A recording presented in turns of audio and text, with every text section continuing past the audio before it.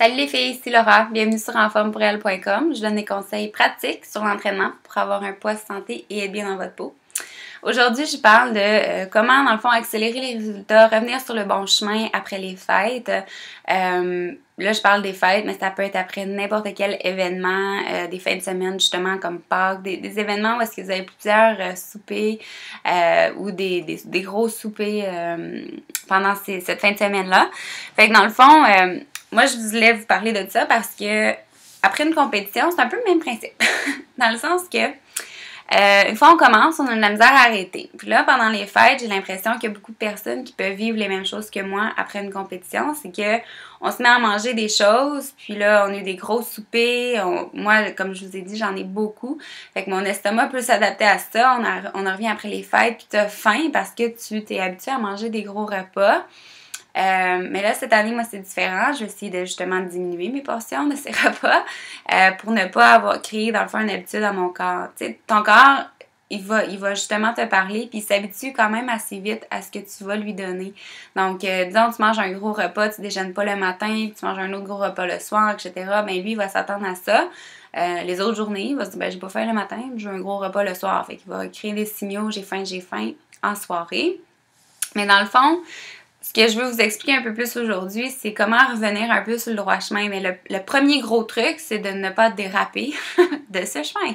C'est-à-dire de ne pas prendre pour acquis, OK, ben aujourd'hui, c'est le Noël, fait que je peux manger ce que je veux.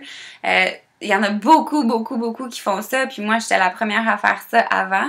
Mais je vois les répercussions, puis je trouve ça dommage, tout le travail que je peux faire avant.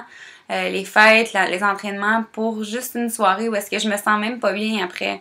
J'apprécie même pas la bouffe. Tu sais, quand on mange, puis on en mange tellement qu'on apprécie même pas qu'est-ce qu'on met dans notre bouche. Je trouve ça dommage parce que c'est facile, comme je vous ai dit, à manger des calories, mais à les perdre, c'est très différent. Donc, tu sais, embarquer sur un Stepmaster ou sur un tapis roulant, courir pendant 1 heure, regardez le nombre de calories que ça va brûler pendant 1 heure. Disons, là, vous êtes vraiment bonne, vous en brûlez 600, là. Ça, c'est vraiment bon. Sur la machine, ça dit 600. Est-ce que vous brûlez vraiment 600 calories? Probablement pas. Là, il ne sait même pas si vous êtes une fille ou un gars. Fait que ça, c'est déjà un signe que les calories sont pas exactes.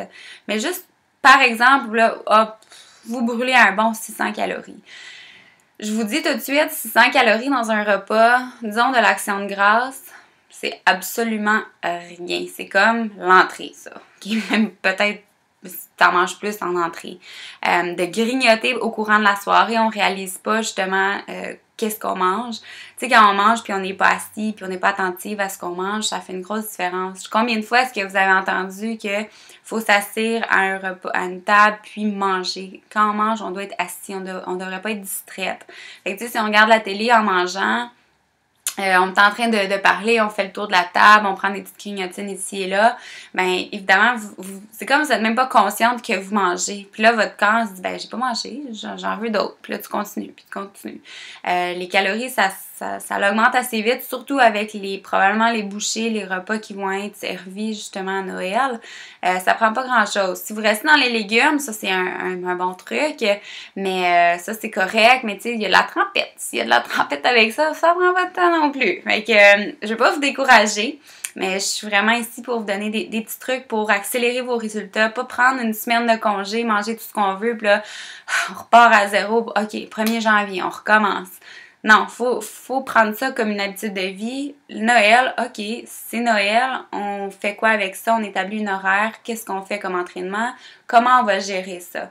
Là, j'ai l'impression que je mets trop d'emphase sur l'alimentation, mais des fois, il faut. Tu sais, des fois, je me dis que je planifie ben trop mes affaires. Il faudrait peut-être que je me calme un peu à ce niveau-là, mais j'aime ça, ça me fait sentir bien.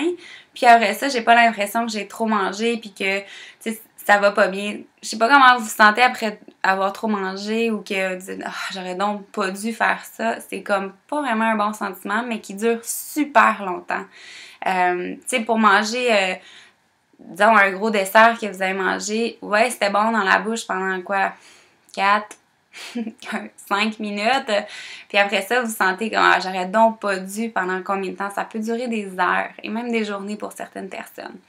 Donc, dans la deuxième capsule, je vais vous donner un petit peu plus de trucs, comment, dans le fond, accélérer vos résultats en partant le 24, en partant du 25-26, peu importe, même si vous avez des gros événements sociaux qui s'en viennent, comment avoir la perte de poids que vous voulez. Donc, je reviens dans 2 petites secondes. À tout de suite.